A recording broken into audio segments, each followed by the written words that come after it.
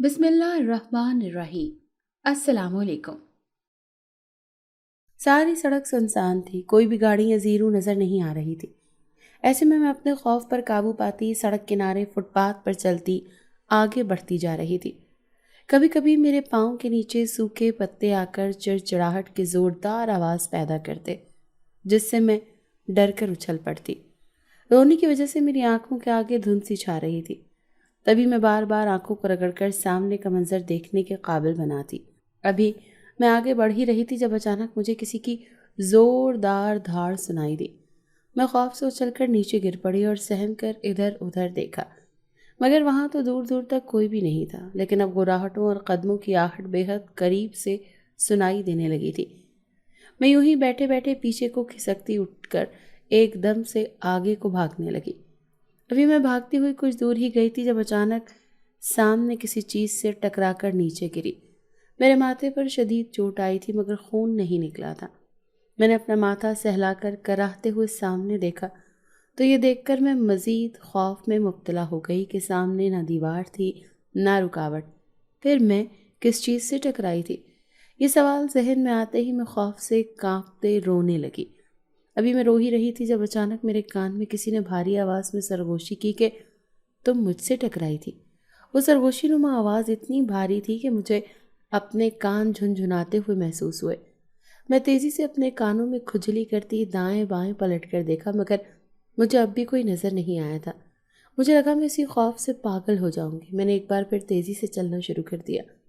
मुझे नहीं पता था कि मैं कहाँ जाऊंगी, मैं बस तेजी से आगे बढ़ती जा रही थी। इस आवाज़ और खौफ से जान छुड़वाना चाहती थी। अचानक किसी ने मेरी कलाई थामी और मुझे जोर से जमीन पर पटका। दर्द और खौफ के मारे मैं तेज आवाज से चिल्ला उठी और मेरी चीख दूर दूर तक गूंज कर वापस मुझ तक आती रही, मगर कोई भी मेरी मदद को नहीं आया, क्योंकि कोई भी इंसान उस वीरान इलाके में मौजूद ही नहीं था जो मेरी मदद करता। अभी मैं अपनी तकलीफ पर जब्त करती उठने की कोशिश कर ही रही थी जब अचानक तेज हवा मेरे गिर्द गोल गोल चकराने लगी।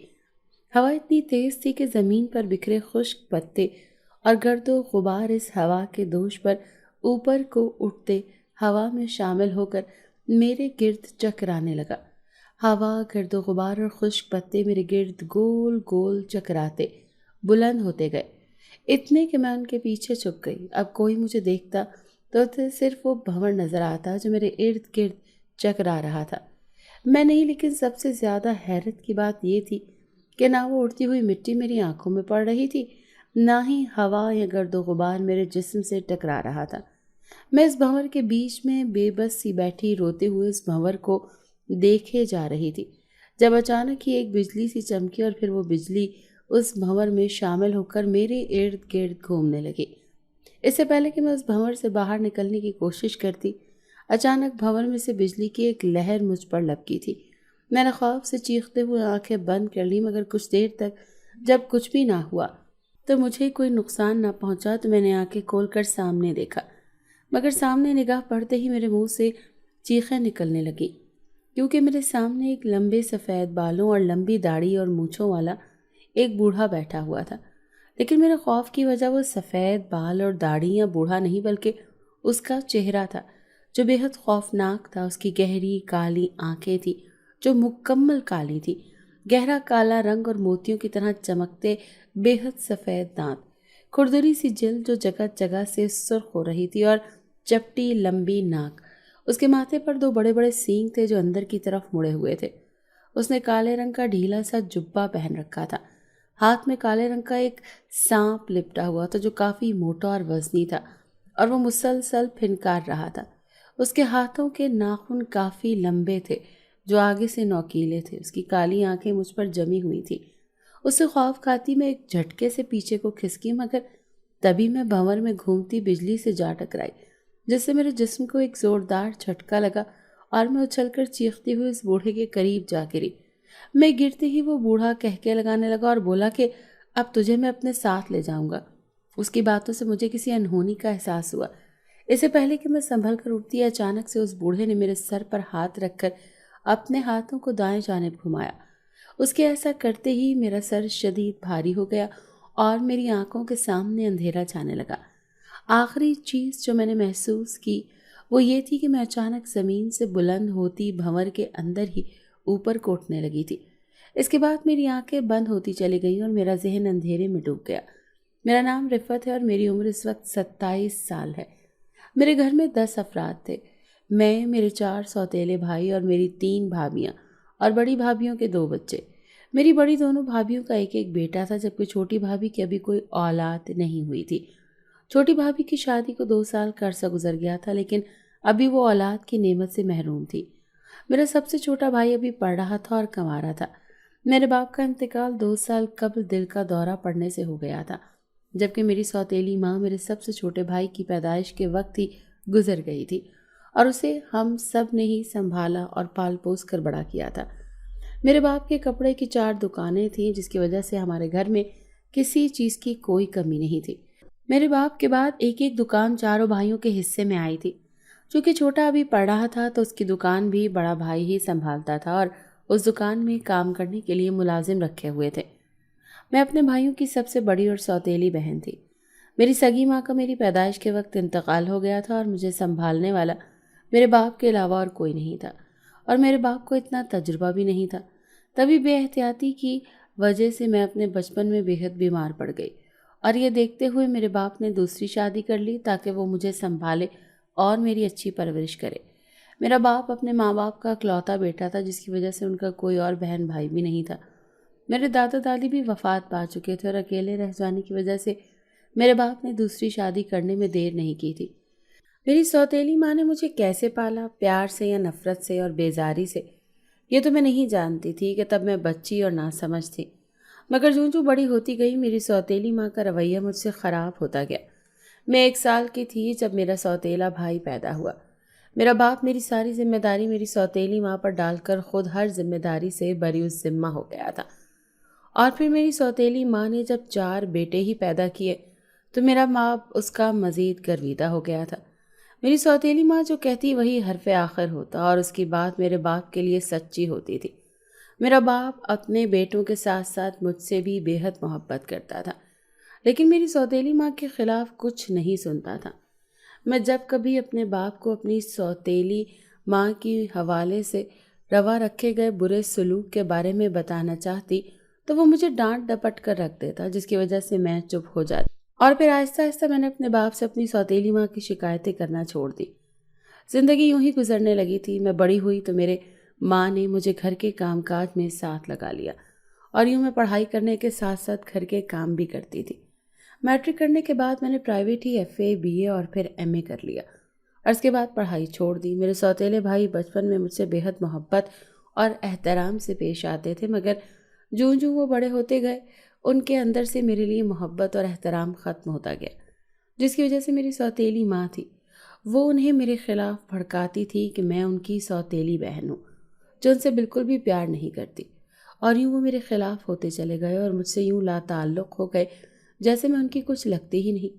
گزرتی عمر کے ساتھ گھر کی ساری ذمہ داری مجھ پر میری سوتیلی ماں نے یہ کہہ کر ڈال دی تھی کہ کل کو میری شادی ہوگی تو مجھے ہر کام آنا چاہیے۔ یہ الگ بات تھی کہ بچپن ہی سے کام کرنے کی وجہ سے مجھے سبھی کچھ آتا تھا۔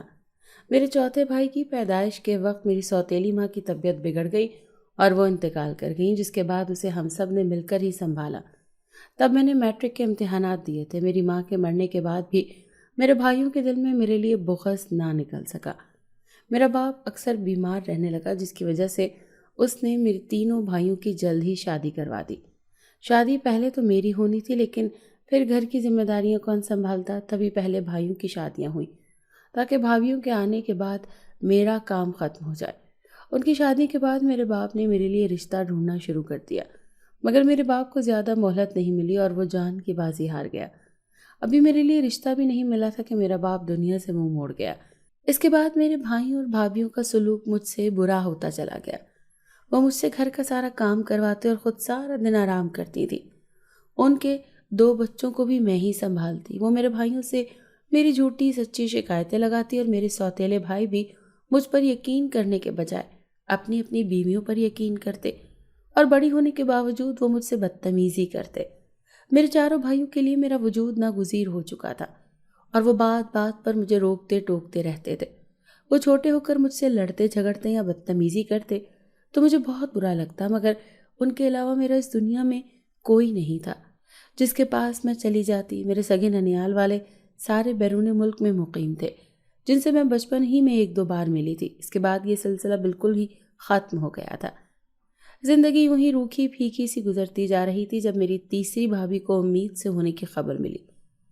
گھر کے سارے کام پہلے ہی میرے ذمے تھے اور اب چھوٹی بھابھی کی دیکھ بھال بھی میرے ذمے آ گئی، جس کی وجہ سے میرے کام بڑھ گئے تھے۔ میری بھابھی کو 2 سے 3 سال بعد یہ خوشخبری ملی تھی۔ تبھی سارے گھر میں خوشیاں ہی خوشیاں چھائی ہوئی تھیں۔ اس دن میں تیل کی بوتل لے کر اپنے بالوں میں لگانے اوپر جا رہی تھی جب اچانک سیڑھیوں پر مجھ سے تیل گر گیا۔ میری بڑی بھابھی نے مجھے دیکھ لیا تھا اور پھر ڈانٹ ڈپٹ کر مجھے اس نے تیل صاف کرنے کا کہا اور کمرے میں چلی گئی۔ میں بھی کپڑا لینے گئی تاکہ تیل صاف کر سکوں کہ کوئی گر نہ جائے، مگر اچانک مجھے اپنی تیسری بھابھی کی چیخوں کی آواز سنائی دی۔ میں تیزی سے باہر آئی تو یہ دیکھ کر میری آنکھیں خوف سے پھیل گئیں کہ میری بھابھی تیل سے پھسل کر سیڑھیوں سے گر چکی تھی اور مسلسل چیخ رہی تھی۔ میری بڑی بھابیاں اسے اٹھا کر جلدی سے اسپتال لے گئیں۔ میں نے بھی جانا چاہا مگر انہوں نے مجھے لے جانے سے انکار کر دیا۔ میں نے اپنے تیسرے نمبر والے بھائی کو فون کر کے ساری صورتحال بتائی، جس کی بیوی سیڑھیوں سے گری تھی۔ میں اپنی بھابھی کی صحت یابی کے لیے دعا کرنے لگی تھی۔ وہ لوگ رات 9 بجے گھر لوٹے تھے اور آتے ہی میری بھابیاں مجھ پر چیخنا چلانا شروع ہو گئیں کہ تم ہر کسی کی خوشیوں کو کھانے والی ڈائن ہو۔ تبھی اپنے بھائی کی خوشیاں بھی کھا گئی۔ مجھے سمجھ نہیں آ رہا تھا کہ وہ کیا کہہ رہی ہیں۔ تبھی میرے بھائی نے بتایا کہ سیڑھیوں سے گرنے کی وجہ سے اس کی بیوی کا مس کیریج ہو گیا تھا۔ یہ خبر سن کر میں پریشان ہوتی رونے لگی، لیکن میرے بھائیوں اور بھابھیوں نے مجھ پر الزام لگا دیا کہ یہ سب میں نے جان بوجھ کر کیا ہے۔ میں نے اپنی لاکھ صفائیاں دینے کی کوشش کی مگر کسی نے میری ایک نہیں سنی اور مجھے گھر سے نکال دیا۔ میرے چھوٹے بھائی نے بھی کسی کو نہیں روکا میرے ساتھ یہ سب کرنے سے، اور آخر کرتا بھی کیوں؟ اس کی بھی میں سوتیلی ہی بہن تھی۔ مجھے کبھی سمجھ نہیں آیا تھا کہ میری سوتیلی ماں مجھ سے نفرت کیوں کرتی تھی، اور مرنے سے پہلے یہ نفرت وہ میرے سوتیلے بھائیوں کے دلوں میں میرے لیے بھر گئی تھی، جس کا خمیازہ مجھے آج بھگتنا پڑ رہا تھا۔ میں گھر سے باہر بند دروازے کو کتنی ہی دیر کھٹکھٹاتی رہی مگر کسی نے مجھ پر رحم نہیں کھایا۔ میرے سوتیلے بھائیوں نے مجھے گھر سے نکالتے وقت یہ بھی نہیں سوچا کہ رات کے اس پہر میں اکیلی لڑکی کہاں جاؤں گی، بلکہ وہ مجھے گھر سے رات کے اندھیرے میں نکال کر مطمئن ہو کر سو چکے تھے۔ میں کتنی ہی دیر پاگلوں کی طرح دروازہ کھٹکھٹاتی رہی مگر ان میں سے کسی نے مجھ پر رحم نہیں کھایا۔ رات کا اندھیرا بڑھتا جا رہا تھا اور میں گلی میں کھڑی رات بھی نہیں گزار سکتی تھی۔ نہ پیسے تھے اور نہ ہی کوئی سامان۔ تبھی میں بے سر و سامان اپنے گھر سے نکلنے کے بعد سڑک پر چلنے لگی تھی۔ چلتی چلتی میں ایک ویران سی سڑک سے گزرنے لگی جہاں نہ ہی لوگ آتے جاتے نظر آ رہے تھے اور نہ ہی کوئی گاڑی گزرتی نظر آ رہی تھی۔ جانوروں کا خوف اور معاشرے میں پلتے انسانوں کے روپ میں بھیڑیوں کا خوف مجھے دہلا رہا تھا کہ تبھی میں نے وہاں کچھ عجیب سا محسوس کرنا شروع کیا، ایسے جیسے وہاں میرے علاوہ بھی کوئی موجود ہو، مگر مجھے وہاں کا جائزہ لینے پر بھی کوئی نظر نہیں آیا۔ ہاں، مگر میرے خوف اور دہشت میں اضافہ ضرور ہو چکا تھا۔ میرے چلنے میں تیزی آ گئی تھی مگر وہ احساس ہنوز برقرار رہا تھا، اور یوں اسی خوف سے میں بھاگنے لگی تھی جب اس ہوا، پتوں اور گرد و غبار کے بھنور نے مجھے اپنے حصار میں لیا تھا، اور پھر اس بھنور میں بجلی کا اضافہ ہوا تھا۔ مجھے لگا تھا یہ بھنور اپنے آپ ختم ہو جائے گا، مگر اس بوڑھے کو دیکھ کر میں چکرا کر رہ گئی تھی۔ اس کا حلیہ اور ہیبت دیکھ کر میں اندازہ لگا چکی تھی کہ وہ کوئی عام انسان نہیں تھا اور بدروحیں ہوتی نہیں تھی، تو اس کا ایک ہی مطلب تھا کہ وہ ایک جن زادہ تھا، ایک بوڑھا جن زادہ۔ میں نے جنات کے حلیے اور شکل و شباہت کے بارے میں کافی کچھ جانتی تھی۔ یہی وجہ تھی کہ مجھے اسے دیکھتے ہی پتہ چل گیا تھا کہ میں ایک جن کی قید میں پھنس گئی ہوں، اور میری جان تو تب نکلی جب اس کی بھاری اور گونجتے ہوئے قہقہے میں یہ بات سنائی دی تھی کہ وہ مجھے اپنے ساتھ لے جائے گا، اور پھر میں اس کے منتر اور خوف کے زیر اثر بے ہوش ہو گئی تھی۔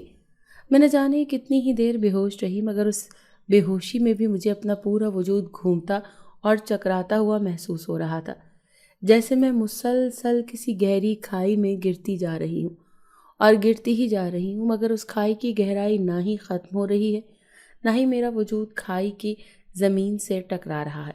اور اب جب میں اپنے ہوش میں واپس آ رہی تھی تب بھی مجھے یہی لگ رہا تھا کہ میرا جسم کسی جگہ سے مسلسل نیچے گرتا جا رہا ہے۔ اچانک میرے وجود کو جھٹکا سا لگا اور میں لیٹے سے اٹھ بیٹھی۔ میرا سر بےحد بوجھل اور بھاری تھا، ایسا لگ رہا تھا جیسے میرا سر پھوڑے کی طرح دکھ رہا ہو۔ میں نے اپنے سر کو تام کر ہلکا ہلکا دباتے ہوئے ادھر ادھر دیکھا تو میں ٹھٹک کر رہ گئی، کیونکہ اس وقت میں اس ویران سڑک پر نہیں بلکہ کسی پتھریلے گھر میں موجود تھی۔ جس جگہ میں بیٹھی ہوئی تھی وہ کوئی گھاس پھوس کا بنا بستر تھا، جس کے اوپر کسی جانور کے کالے رنگ کی کھال بچھی ہوئی تھی۔ مجھ پر اور پورے بستر پر کالے رنگ کا سایہ چھایا ہوا تھا، جو کسی چیز کا تھا مجھے سمجھ نہیں آ رہی تھی۔ پورے کمرے میں دیواروں پر کل شمع مشعلیں روشن تھیں، جس کی وجہ سے یہ غار نما پتھریلا کمرہ روشن ہو رہا تھا۔ کمرے میں کوئی کھڑکی نہیں تھی، بلکہ اسے ایک بستر اور مشعلوں کے علاوہ کمرے میں کوئی بھی چیز موجود نہیں تھی۔ اچانک مجھے اپنے بازو میں درد سا محسوس ہوا۔ میں نے چونک کر اپنے بازو کو دیکھا تو وہاں گہرا کٹ لگا ہوا تھا اور پورے بازو کی رنگت زرد پڑ رہی تھی، جیسے پورے بازو سے خون نچڑ کر رہ گیا ہو۔ میں نے تکلیف سے آنکھیں میچ کر کھولی، تبھی میں نے سہم کر کمرے کا دروازہ ڈھونڈنا چاہا تو نگاہ سامنے پتھریلی دیوار پر جا پڑی، جہاں چھوٹا سا شگاف تھا، مگر اتنا بڑا ضرور تھا کہ ایک انسان اس کے اندر سے آرام سے گزر جاتا۔ میں تیزی سے بستر سے اٹھی، مگر تبھی مجھے زور کا جھٹکا آیا تو واپس بستر پر بیٹھ گئی۔ میں نے کچھ دیر اپنے آپ کو سنبھالنے میں لگائی اور پھر آرام سے اٹھ کر اس شگاف کی طرف بڑھی۔ اس کے قریب آ کر میں ترچھی ہوئی اور اس شگاف سے گزر کر باہر آئی۔ میں نے ایک نظر پیچھے اس پتھریلے کمرے کو دیکھا جہاں سے میں نکلی تھی، اور پھر سامنے دیکھ کر قدم آگے بڑھانے لگی۔ یہ کوئی بڑا سا پہاڑ تھا اور ہر طرف بس بڑے بڑے درخت ہی نظر آ رہے تھے، ایسے جیسے اس پہاڑ کے ارد گرد گہری کھائی ہو۔ ابھی میں نے 2 قدم ہی آگے بڑھائے تھے کہ زوردار کانوں کے پردے پھاڑ دینے والی گڑگڑاہٹ گونجی، اور اس کے ساتھ ہی میرے پیروں سے چند انچ کے فاصلے سے پہاڑ کی زمین پھٹتی چلی گئی اور پہاڑ زمین پھٹ کر دور ہونے لگی۔ ابھی میں خوف سے پیچھے ہونے ہی لگی تھی کہ میں نے زمین کے پھٹنے کی وجہ سے بنے ہوئے شگاف میں نہ گر جاؤں کہ اچانک میرے سامنے سرخ اور نارنجی رنگ کے آگ ہوا میں ایسے بلند ہوئی جیسے سمندر سے پانی کی لہریں بلند ہوتی ہیں۔ آگ کی وہ لہر میرے سر سے بھی کئی فٹ بلند ہوتی ہوا میں لہراتی واپس نیچے چلی گئی۔ میں نے آگ کی تپش اور انگاروں کی گرمی سے بے حد ہوتے قدم پیچھے لیے تھے۔ خوف سے میرا برا حال تھا۔ اگر آگ کی یہ لہر مجھے اپنے ساتھ بہا کر لے جاتی تو میری ہڈیاں تک اس آگ میں گھل جاتی۔ اب وہ آگ واپس بلند نہیں ہوئی، مگر مجھے مسلسل انگاروں کے پھوٹنے کی زوردار آوازیں آ رہی تھیں اور ہر طرف تپش اور گرمی پھیل رہی تھی، جس کی وجہ سے میرا پورا جسم پسینے میں بھیگ چکا تھا۔ کچھ دیر ایسے ہی گزری تو میں نے متجسس ہو کر آگے بڑھ کر نیچے جھانکا تو خوف سے میری چیخیں نکل گئیں، کیونکہ نیچے آگ کا سمندر تھا جس سے آگ مسلسل بلند ہو رہی تھی اور ایسے لگ رہا تھا کہ یہ عام آگ نہ ہو بلکہ آتش فشاں کا پہاڑ ہو۔ میں نے خوف سے اپنے پیچھے کو کھسکی تھی کہ کسی نے مجھے بازو سے دبوچ کر آگے کے دریا کے اوپر الٹا لٹکا دیا۔ میں خوف سے مسلسل چیختی ہوئی ہاتھ پیر چلانے لگی، مگر اس نے مجھے نہ چھوڑا۔ میں نے روتے ہوئے اپنی گردن گھما کر دیکھا تو وہاں ایک جن تھا جس نے مجھے کسی کیڑی کی طرح اٹھا کر آگ کے اوپر الٹا لٹکا دیا تھا، مگر یہ وہ جن نہیں تھا جو مجھے یہاں لایا تھا، یہ کوئی اور تھا، لیکن یہ بھی بہت خطرناک تھا۔ چیخ چیخ کر میرا حلق خشک ہو گیا اور میں نڈھال ہو کر ڈھیلی پڑ گئی تو اس نے مجھے آگ سے پیچھے ہٹا کر زمین پر پٹک دیا۔ میں کراہ کر نیچے پڑے گہرے سانس بھرنے لگی، کیونکہ گرمی کی وجہ سے مجھے ایسا لگ رہا تھا جیسے جسم سے سارا پانی پسینہ بن کر بہہ گیا ہو۔ ابھی میں سنبھلی بھی نہ تھی کہ اس جن نے چٹکی بجائی تو میں ہوا میں معلق ہو گئی۔ آگے کو بڑھنے لگی۔ اس بار میں نے کوئی مزاحمت نہ کی تھی، کیونکہ مجھ میں بولنے کی بھی ہمت نہیں تھی۔ وہ جن مجھے ہوا میں اڑاتا وہ اس پتھریلے کمرے کے ساتھ والے کمرے میں لے آیا جہاں میں ہوش میں آنے کے بعد خود کو پایا تھا۔ میں نے دیکھا یہ کمرہ بھی اسی کی طرح کا تھا، مگر یہاں مشعلوں کے ساتھ ہر دیوار پر جنگلی جانوروں کے سر گردن سمیت لٹک رہے تھے، لیکن ان کے دھڑ غائب تھے اور ہر جانور اپنی اپنی زبان میں غرا رہا تھا، ایسے جیسے وہ جانور مردہ نہیں زندہ ہوں۔ یہ منظر دیکھ کر میں خوف سے روتی اپنے کانوں پر ہاتھ رکھ گئی تھی۔ تبھی میں خود بخود نیچے زمین کی طرف آنے لگی اور جب زمین سے 1 فٹ اوپر رہ گئی تو دھڑام سے نیچے گری۔ جو جن زیادہ مجھے یہاں لایا تھا وہ اچانک غائب ہو گیا، جبکہ کمرے کے وسط میں بیٹھے اس بوڑھے نے غصے سے مجھے دیکھا جو مجھے یہاں لایا تھا۔ میں تیزی سے چپ کر کے سیدھی ہو کر بیٹھ گئی۔ اس بوڑھے جن کی سیاہ آنکھیں اس وقت گہری لال ہو رہی تھیں۔ اس کے سامنے آگ کا الاؤ دہک رہا تھا جس کے چاروں طرف لال مرچیں پھیلی ہوئی تھیں جو میرے ناک اور آنکھوں کو چبھ رہی تھیں۔ ایک طرف 2 پیالے پڑے تھے جن میں سے ایک میں لال رنگ کا سیال مایا جبکہ دوسرے پیالے میں نیلے رنگ کا چمکدار سیال مایا تھا۔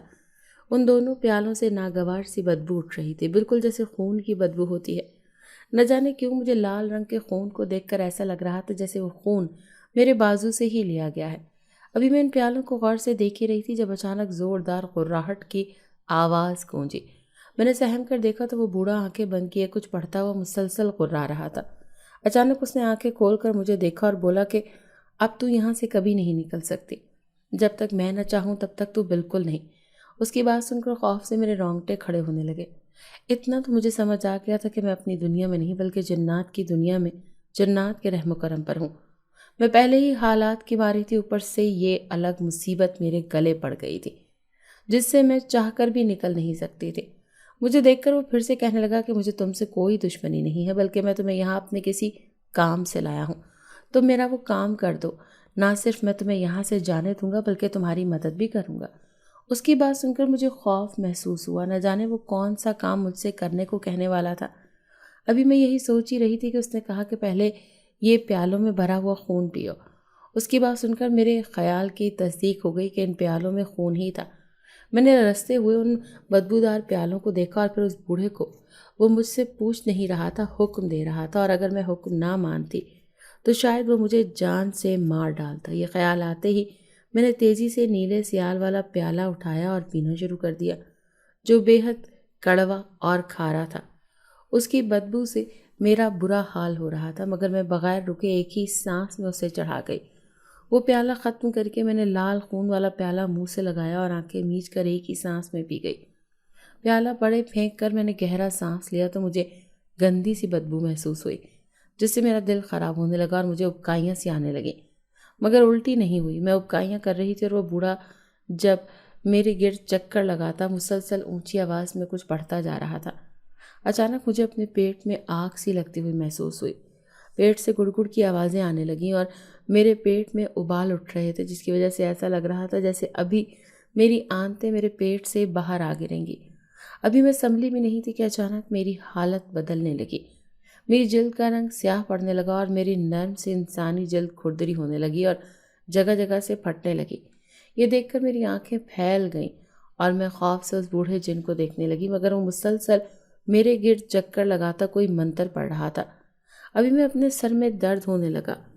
میں اس حیرت اور خوف سے نہیں نکلی تھی جب اچانک مجھے ایسا لگا کہ میرا سر پھٹ رہا ہے۔ میں نے اپنے سر پر ہاتھ پھیرا تو وہاں 2 سینگ اگے ہوئے تھے۔ اس کے بعد میرے اس بوڑھے کی طرح سامنے کے 2 دانت لمبے ہو گئے۔ اب میرا حلیہ بالکل جنات کی طرح کا ہو گیا تھا، جبکہ میں ایک انسان تھی۔ کچھ دیر پیٹ میں جلن اور ابال اٹھتے رہے، مگر پھر میرا درد اچانک غائب ہو گیا۔ وہ بوڑھا جن اب میرا جائزہ لیتا واپس اپنی جگہ پر بیٹھ گیا اور پھر میری کلائی تھام کر اس پر کٹ لگایا اور اس سے رشتہ خون اپنے سامنے جلتی آگ میں ڈالنے لگا، جس سے آگ کے شعلے بلند ہو کر اس پتھریلے کمرے کی چھت سے ٹکرانے لگے۔ کچھ دیر بعد اس نے میرا ہاتھ چھوڑ دیا اور کہا کہ اب میری بات دھیان سے سنو۔ میں نے روتے ہوئے اپنے کالے جسم اور کھردری جلد کو دیکھتے ہوئے کہا کہ یہ تم نے کیا کیا؟ میں کیا تھی اور کیا بن گئی ہوں؟ مجھے واپس پہلے کی طرح کر دو۔ جس پر اس بوڑھے جن نے نفی میں سر ہلا کر کہا کہ جو خون تم نے پیا وہ تمہارا اور میرا خون تھا، یعنی ایک انسان اور ایک جن کا خون، جس پر میں نے منتر پڑھے تھے اور منتروں کی وجہ سے تم بدل کر ایسی ہو گئی ہو۔ اب جو بھی تمہیں دیکھے گا تمہیں ایک جنزادی ہی سمجھے گا۔ یہی نہیں، تم سے جنات کی باس بھی آ رہی ہے، اسی لیے کسی کو تم پر کوئی شک نہیں ہوگا کہ تم ایک آدم زادی ہو۔ میں تم سے اپنا کام کروا لوں، پھر میں تمہیں بالکل پہلے جیسا کر دوں گا۔ اس بوڑھے جن کی بات سن کر میں مزید ڈر گئی کہ اب وہ نہ جانے مجھ سے کیا کام کروائے گا۔ میں نے اس سے پوچھا کہ کیا کام کرنا ہے، تو اس نے میری طرف ایک شیشی بڑھائی جس کے اندر گہری سفید رنگ کا ایک محلول تھا۔ وہ محلول بوتل کے اندر بلبلے بنا رہا تھا، ایسا لگ رہا تھا جیسے تیزاب ابل رہا ہو۔ مجھے وہ شیشی تھمانے کے بعد اس نے کہا کہ تمہیں یہ محلول ہمارے جنات کے سردار کے کھانے میں ملانا ہے بس، اور پھر جب تم نے یہ کام کر لیا اس دن تم واپس آ جاؤ گی۔ اس کے بعد میں تمہیں پہلے جیسا کر کے واپس تمہاری دنیا میں چھوڑ آؤں گا، لیکن یہ کام احتیاط سے کرنا۔ اگر کسی نے تمہیں یہ کام کرتے دیکھ لیا تو تم جان سے جاؤ گی۔ اس کی بات سن کر میں نے روتے ہوئے پوچھا کہ یہ کیا ہے اور جنات کے سردار کے کھانے میں کیوں ملانا ہے؟ جس پر وہ بھڑک اٹھا اور بولا، تمہیں جو کہا ہے وہ کرو ورنہ ساری عمر یہاں قید رہو گی۔ اگر تم نے یہ کام نہ کیا تو میں نہ تمہیں ماروں گا اور نہ ہی زندہ رہنے کے لائق چھوڑوں گا۔ اس کی بات سن کر میں نے سہم کر تیزی سے اسبات میں سر ہلا دیا تو اس نے پھر سے کہا کہ میں تمہیں جنات کے محل پہنچا دوں گی، باقی کیا کب اور کیسے کرنا ہے یہ تمہیں خود ہی سوچنا ہے۔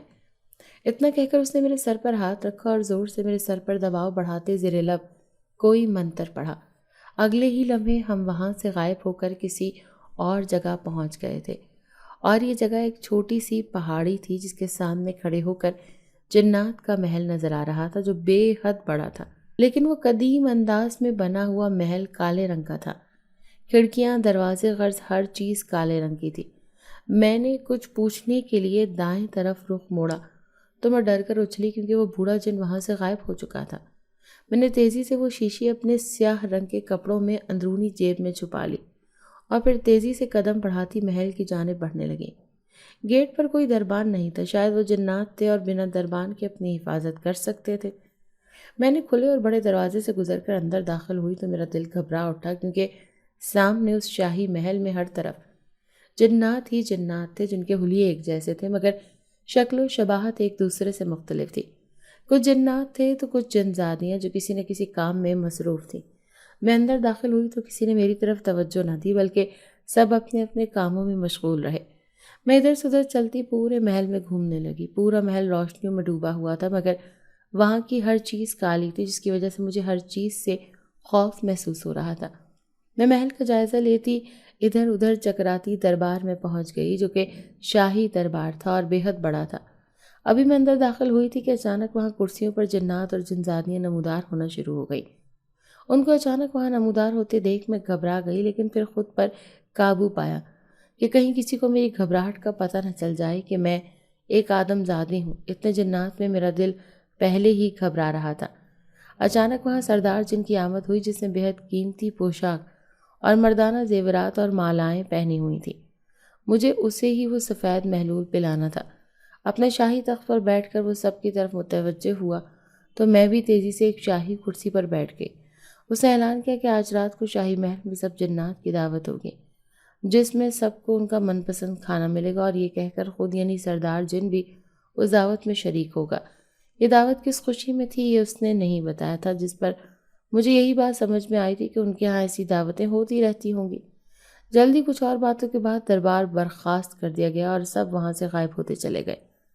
وہاں سے اٹھ کر میں باہر آ گئی۔ سارا دن میں کسی نہ کسی جنزادی کے پاس کھڑی سردار جن کے بارے میں کوریت کوریت کر یوں بات کرتی رہی کہ کسی کو مجھ پر شک نہ ہو، مگر سب کے لبوں پر سردار جن کی تعریفیں ہی تعریفیں تھیں، جس کا مطلب تھا کہ وہ بہت اچھا ہے، جس پر میں الجھ گئی تھی کہ اگر وہ اچھا تھا تو وہ بوڑھا جن کیوں سے وہ محلول پلانا چاہتا تھا، جو میرے خیال میں زہر تھا۔ مگر جلد ہی میں نے ہر سوال کو اپنے ذہن سے جھٹک دیا، کیونکہ مجھے واپس اپنی دنیا میں جانا تھا اور مجھے ہی بوڑھا میری دنیا میں واپس بھیج سکتا تھا، جو مجھے یہاں لے کر آیا تھا۔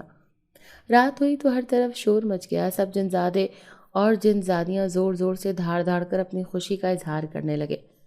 ان کی دھاڑیں اور غراہٹیں اتنی بلند تھی کہ مجھے اپنے کانوں کے پردے پھٹتے ہوئے محسوس ہو رہے تھے، مگر میں نے جلدی خود پر قابو پا لیا۔ اچانک سبھی جنات ایک طرف کو بڑھنے لگے تو میں نے بھی ان کی تقلید میں چلنا شروع کر دیا۔ میں نے یہی سوچا کہ سب دعوت میں سردار جن کھانا کھائے گا تو میں ان کے ساتھ کھانے میں وہ محلول ڈال دوں گی جو مجھے اس بوڑھے جن نے دیا تھا۔ یہی سوچ کر میں ان جنات کی تقلید میں اس ہال نما بڑے سے کمرے میں آئی تو خوف سے میری آنکھیں پھیل گئیں۔ اپنی پوری طاقت لگا کر میں نے خود کو چیخنے سے باز رکھا، کیونکہ سامنے کا منظر بہت کریہ تھا۔ سامنے قطار میں ٹیبل لگے ہوئے تھے جن کے اوپر تاریں لٹکی ہوئی تھیں، اور ان مضبوط تاروں پر گوشت کے بڑے بڑے لوتھڑے لٹکے ہوئے تھے۔ وہ بڑے بڑے لوتھڑے شاید بڑے جانوروں کے تھے اور کچے ہی تاروں پر لٹکائے گئے تھے، جن سے خون بھی ٹپک رہا تھا۔ کچے گوشت اور خون کی بو سے مجھے ابکائیاں آنے لگیں، مگر میں نے جلد ہی نامحسوس انداز سے اپنی چادر کا پلو منہ میں اوڑھ لیا، جس سے ابکائیاں کچھ کم ہونے لگیں۔ سارے جنات ایک ایک گوشت کے ٹکڑے کے سامنے کھڑے ہو گئے۔ میں نے دیکھا ایک ٹیبل چھوڑ کر ہی اگلے ٹیبل پر جنات کا سردار کھڑا تھا، اور اس کے سامنے بھی ایسا ہی گوشت کا بڑا سا ٹکڑا تھا، جو میں پریشان ہو گئی کہ میں کیسے اس گوشت کے اوپر وہ محلول ڈالوں گی۔ تبھی نقارہ بجنے کی آواز سنائی دی۔ نقارہ بجتے ہی سبھی جنزادے اور جنزادیاں گوشت پر ٹوٹ پڑے اور کچر کچر کر کے گوشت کھانے لگے۔ کراہت سے میرا برا حال تھا، مگر میں کچھ کرنے کی حالت میں بھی نہیں تھی۔ اچانک میرے ساتھ کھڑی جنزادی نے مجھے گوشت نہ کھاتے دیکھ کر ٹھوکا مارا اور کہا کہ گوشت کھاؤ، آج تو دعوت ہے۔ اس کی بات پر میں سر ہلاتی روتی ہوئی گوشت کے ٹکڑے کے قریب آئی اور کھانے لگی، مگر پہلا لقمہ لیتے ہی میرا جی متلانے لگا اور میں نے وہ لقمہ منہ سے باہر پھینک دیا۔ مجھے یوں کرتے دیکھ میرے ساتھ کھڑی جنزادی نے مشکوک نظروں سے مجھے دیکھا اور میں نے تیزی سے کہا کہ میں نے آتے ہوئے بھی گوشت کھایا تھا، تبھی ابھی بھوک نہیں لگ رہی، میرے والا بھی تم کھا لو۔ میری بات سن کر وہ خوش ہوتی سر ہلا گئی تھی اور پھر گوشت کھانے لگی۔ میں وہاں سے کھسکتی ہوئی سردار جن کے قریب آ کر کھڑی ہو گئی۔ سردار جن نے ایک نظر مجھے دیکھا اور پھر سے گوشت کھانے میں مشغول ہو گیا۔ اچانک سردار کا وزیر اس کے پاس آ کر اس سے کچھ کہنے لگا تو اس کا رخ دوسری جانب ہو گیا۔ میں نے موقع کا فائدہ اٹھاتے تیزی سے وہ محلول اس گوشت پر پھینک دیا اور تیزی سے شاہی محل سے باہر نکلنے کے راستے پر چلنے لگی۔ ابھی میں اس ہال نما کمرے سے باہر ہی نکلی تھی جب اچانک مجھے اپنے پیچھے سے آوازیں بلند ہوتی محسوس ہوئی، پکڑو اسے، پکڑو اسے۔ میں نے چلنے کے بجائے تیزی سے بھاگنا شروع کر دیا، مگر اچانک ہی مجھے رکنا پڑا کیونکہ میرے سامنے 3 جنات کھڑے تھے جو اپنی سفید اور سرخ آنکھوں سے مجھے گھور رہے تھے۔ میں نے شک حلق تر کرتے پیچھے کو کھسکنا چاہا مگر میرے پیچھے بھی 3 جنات کھڑے تھے۔ خوف سے میرا پورا جسم کانپنے لگا۔ اچانک سامنے سے 2 جنات میری طرف بڑھے تو میں نے دائیں جانب بھاگنا شروع کر دیا، مگر وہ جلد ہی میرے قریب پہنچ گئے۔ ان میں سے ایک نے مجھے بالوں سے پکڑ کر دبوچا اور زور سے نیچے پٹخا۔ تکلیف کے مارے میں زور سے چیخ اٹھی اور اونچی آواز میں روتی ہوئی اٹھنے لگی کہ دوسرے جن نے اپنا ہاتھ میرے سر پر مارا، مگر مجھے لگا کسی نے میرے سر پر بھاری ہتھوڑا مار دیا ہو۔ میرا سر چکرا کر رہ گیا اور آنکھوں کے سامنے اندھیرا چھانے لگا۔ اس سے پہلے کہ میں گرتی، ان میں سے ایک جن نے چٹکی بجائی تو اچانک کہیں سے بجلی کی طرح کی چمکتی رسی جو میرے لیے اتاری ہی تھی میرے جسم کے گرد لپٹنے لگی۔ اس بجلی کا میرے جسم سے لپٹنا تھا کہ میرے جسم کو زور زور سے جھٹکے لگنے لگے۔ مجھے کرنٹ لگ رہا تھا اور پھر میرا جسم نیلا پڑنے لگا۔ میں سر کے درد سے پہلے ہی نڈالتی یہ تکلیف دہ جھٹکے میری جان نکالنے لگ گئے۔ میری آنکھوں کے آگے اندھیرا چھانے لگا اور پھر میں اپنا ہوش و حواس سے بیگانہ ہو گئی۔ نہ جانے میں کتنی دیر بے ہوش رہی، مگر جب ہوش آیا تو میں ایک اندھیری جگہ پر تھی اور ایک پنجرے میں قید تھی جس کی سلاخیں چھت تک بلند تھیں۔ میں نے اپنے چکراتے سر کو تھام کر آگے بڑھ کر پنجرے کو دیکھا اور ہلانا شروع کیا، جب اچانک پنجرے کو تھامنے سے مجھے زوردار جھٹکا لگا اور میں پیچھے کو جا گری۔ ابھی میں اس جگہ سے نکلنے کا سوچ ہی رہی تھی جب اچانک میرا پنجرہ بلند ہونے لگا اور پھر بلند ہوتا ہوتا روشنی میں پہنچ گیا۔ باہر ہر طرف جنات ہی جنات موجود تھے جو مجھے دیکھ کر چیخنا چلانا شروع ہو گئے، مگر وہ نامعلوم زبان میں کچھ کہہ رہے تھے اور مجھے سمجھ نہیں آ رہی تھی۔ اچانک ایک طرف سے سردار جن چلتا ہوا میرے قریب آ کر کھڑا ہو گیا۔ وہ صحیح سلامت تھا، جس کا مطلب تھا اس نے وہ محلول والا گوشت نہیں کھایا تھا۔ اچانک اس نے اپنا ہاتھ بلند کیا تو میں نے چیخنا چلانا شروع کر دیا، جس پر سردار جن نے اپنا ہاتھ روکا اور کہا کہ اپنی صفائی میں جو کہنا ہے کہو۔ اس کی بات سن کر میں نے روتے ہوئے اسے شروع سے لے کر ساری بات بتا دی۔ میری بات سنتے ہی ہر طرف خاموشی چھا گئی، جیسے ان کو یقین نہیں آ رہا ہو اور میں ایک آدم ذاتی ہوں۔ اچانک بادشاہ نے حکم دیا اور باہر خبر پھیلا دو کہ سردار جن مر گیا ہے۔ اتنا کہہ کر وہ میری طرف مڑا اور پھر چٹکی بجائی تو میرے اوپر سے پنجرہ غائب ہو گیا۔ اس نے ہاتھ سے 2 مرتبہ تالی بجائی تو سبھی جنات اچانک وہاں سے غائب ہو گئے۔ ان کے جانے پر میں نے سکون کا سانس لیا۔ سردار جن مجھے لے کر ایک خالی اندھیرے کمرے میں داخل ہوا۔ اس کے اشارے پر میں ایک طرف بیٹھ گئی تو وہ میرے سامنے ہوا میں زمین سے 1 فٹ بلند ہو کر چوکڑی مارے بیٹھ گیا۔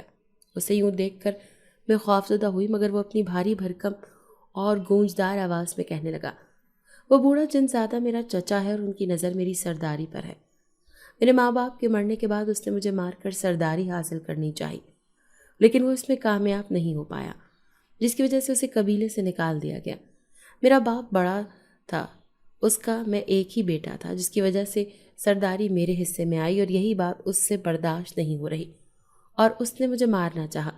اس کی بیوی بچے بھی یہی رہتے ہیں کیونکہ انہوں نے اس کا ساتھ نہیں دیا تھا۔ میرے مرنے کے بعد یہ سرداری اس کے حصے میں آتی، اسی لیے وہ مجھے مارنے کی بارہا کوششیں کر چکا ہے، مگر اتنی کوششوں میں ناکام ہونے کے بعد اس پر بندش لگ گئی تھی۔ وہ خود مجھے نقصان نہیں پہنچا سکتا تھا، ہاں لیکن کسی آدم زادی کے ذریعے مجھے نقصان پہنچوا سکتا تھا، ایسی آدم زادی جس کے سوتیلے بھائیوں نے اسے گھر سے نکال دیا اور بدقسمتی سے اسے تم مل گئی۔ اس نے جو اپنا اور تمہارا خون تمہیں پلایا ہے اس سے تمہاری حیت بدل گئی اور باقی کامل اس نے اپنے جادو کے ذریعے کیا، لیکن اگر تم چاہو تو میں تمہیں آزاد کر کے تمہاری دنیا میں واپس بھیج سکتا ہوں۔ اس کی بات سن کر میں نے اس بات میں سر ہلا دیا کہ خوف کے مارے مجھ سے کچھ بولا ہی نہیں جا رہا تھا۔ میری بات سن کر وہ سیدھا کھڑا ہوا اور میرے سر پر ہاتھ رکھ کر زیر لب کچھ پڑھا۔ اس کے بعد اس نے اپنے بازو پر کٹ لگایا اور اس سے ٹپکتا نیلا خون مجھے پینے کو کہا۔ اس کی بات ماننے کے سوا تو میرے پاس اور کوئی چارہ تھا بھی نہیں۔ تبھی میں چپ چاپ اس کے بازو سے ٹپکتا لہو پی گئی، جس کے بعد پھر سے اس نے میرے سر پر ہاتھ رکھ کر زیر لب منتر پڑھا اور پھر ہاتھ ہٹایا۔ ابھی اس نے ہاتھ ہٹایا ہی تھا جب اچانک میرے پیٹ میں ایک بار پھر ویسا ہی درد ہونے لگا اور ابال اٹھنے لگے جیسا تب اٹھا تھا جب میں نے اپنا اور اس بوڑھے جن کا خون پیا تھا۔ میں درد سے نڈھال ہو کر تڑپتی نیچے لیٹ گئی۔ تبھی باہر سے شور بلند ہوا۔ سردار جن مجھے یوں ہی چھوڑ کر باہر نکل گیا تھا، جبکہ باہر سے شور کی آوازیں اب مزید اونچی ہو گئی تھیں۔ ایسا لگ رہا تھا جیسے باہر جنگ جاری ہو۔ تڑپ تڑپ کر نڈھال ہوتے میں ڈھہ سی گئی، مگر 5 منٹ کے بعد ہی میری حالت سنبھلنے لگی، اور جب میں نے اپنی آنکھیں کھول کر جائزہ لیا تو یہ دیکھ کر میری جان میں جان آئی کہ میں اپنے انسانی رنگ و روپ میں واپس آ چکی تھی، جس پر میں نے خدا کا شکر ادا کیا۔ میں وہاں سے اٹھ کر باہر کی جانب بڑھی اور کمرے سے نکل کر اس جگہ پہنچی جہاں سے شور آ رہا تھا۔ میں نے اندر جھانکا تو خوف کے مارے میں زور زور سے چیخنے لگی، کیونکہ اندر سچ میں جنگ جاری تھی۔ کئی جنات آپس میں لڑ رہے تھے اور ایک دوسرے کو جان سے مارتے اور گردنیں تن سے جدا کرتے جا رہے تھے۔ محل جنات کی چیخوں اور غراہٹوں سے گونج رہا تھا۔ وہ بوڑھا جن سردار سے لڑ رہا تھا کہ اچانک سردار جن نے کوئی منتر پڑھتے تلوار کو اپنے سر پر 3 مرتبہ گھمایا اور پھر ایک جھٹکے سے ان تلواروں کو ہوا میں اچالا۔ جیسے جیسے تلواریں ہوا میں بلند ہوتی گئیں، بوڑھے جن کے ساتھی جنات زمیں بوس ہوتے چلے گئے۔ سب کی گردنوں سے نیلا خون نکل کر فرش کو رنگتا جا رہا تھا اور پھر بوڑھا جن وہاں اکیلا رہ گیا۔ اچانک اس کی نظر مجھ پر پڑی تو وہ دھاڑتا ہوا یہ کہتا میری جانب لپکا کہ تو نے مجھے دھوکہ دیا ہے، تجھے میں زندہ نہیں چھوڑوں گا۔ میں اسے اپنی طرف آتے دیکھ کر دہشت سے چیختی ہوئی آنکھیں بند کر گئی، مگر تبھی محل میں اس بوڑھے جن کی دھاڑ نما چیخ گونجی تو میں نے آنکھیں کھول کر دیکھا اور سکون کا سانس لیا، کیونکہ وہ بوڑھا جن جادوئی پنجرے میں قید تھا اور مسلسل چیخ رہا تھا۔ اچانک سردار جن نے چٹکی بجائی تو وہ پنجرہ وہاں سے غائب ہو گیا۔ اس کے بعد سردار جن میرے قریب آیا تو میں سہمتی ہوئی اٹھ کھڑی ہوئی۔ اس نے کہا کہ خطرہ ٹل چکا ہے، گھبراؤ نہیں۔ اتنا کہہ کر اس نے اپنی ایک انگوٹھی اتار کر مجھے دی اور کہا جب بھی تمہیں مدد کی ضرورت ہو تو اس انگوٹھی کو ایک بار رگڑ دینا، مدد تم تک پہنچ جائے گی۔ اتنا کہہ کر اس نے میری آنکھوں پر ہاتھ پھیرا۔ میں نے اگلے ہی پل بند آنکھیں کھولی تو میں اسی جگہ کھڑی تھی جہاں سے وہ بوڑھا جنزادہ مجھے لے گیا تھا۔ ایک پل کو مجھے ایسا لگا جیسے یہ کوئی خواب تھا، مگر نگاہ اپنے ہاتھ کی انگلی میں موجود اس سردار جن کی انگوٹھی پر پڑی تو یقین ہوا کہ یہ سب کچھ حقیقت تھی۔ میں وہاں سے بس اسٹینڈ پر پہنچی اور پھر بس میں بیٹھ کر دارالامان آ گئی۔ یہاں آ کر میں نے اپنے ننیال فون کیا جو بیرون ملک رہتے تھے۔ ان کا نمبر مجھے زبانی یاد تھا۔ یہ الگ بات تھی کہ کبھی ان سے رابطہ نہیں ہو پایا تھا۔ میں نے فون پر اپنی نانی کو سارے حالات بتائے تو اگلے 2 دن میں میرے ماموں مجھے لینے پہنچ گئے۔ وہ مجھے اپنے ساتھ گھر لے گئے جہاں میں 1 مہینہ رہی۔ میرے ماموں نے میرا پاسپورٹ اور ویزا بنوا لیا اور مجھے اپنے ساتھ بیرون ملک لے آئے۔ یہاں لانے کے بعد انہوں نے مجھے اپنے منجلے بیٹے سے میری شادی کروا دی۔ میرے ماموں اور باقی گھر والوں کے ساتھ میرا شوہر بھی بے حد اچھا تھا۔ اس کے بعد میں نے کبھی اپنے بھائیوں سے رابطہ نہیں کیا، لیکن میرے ماموں نے بتایا تھا کہ ان کا کاروبار ڈوب گیا تھا اور وہ بے حد مقروض ہو گئے تھے، مگر مجھے ان کی کوئی پرواہ نہیں تھی۔ میں اپنی زندگی میں خوش اور مگن تھی۔ سردار جن کی وہ انگوٹھی آج بھی میرے پاس ہے، لیکن مجھے کبھی بھی اس کی مدد کی ضرورت نہیں پڑی، کیونکہ خدا کے کرم سے میں خوشگوار زندگی گزار رہی ہوں جس میں کسی قسم کی کوئی پریشانی یا غم نہیں ہے۔ اگر آپ کو آج کی ہماری کہانی پسند آئی ہے تو اسے لائک کیجیے اور اپنے پیاروں کے ساتھ شیئر کیجیے۔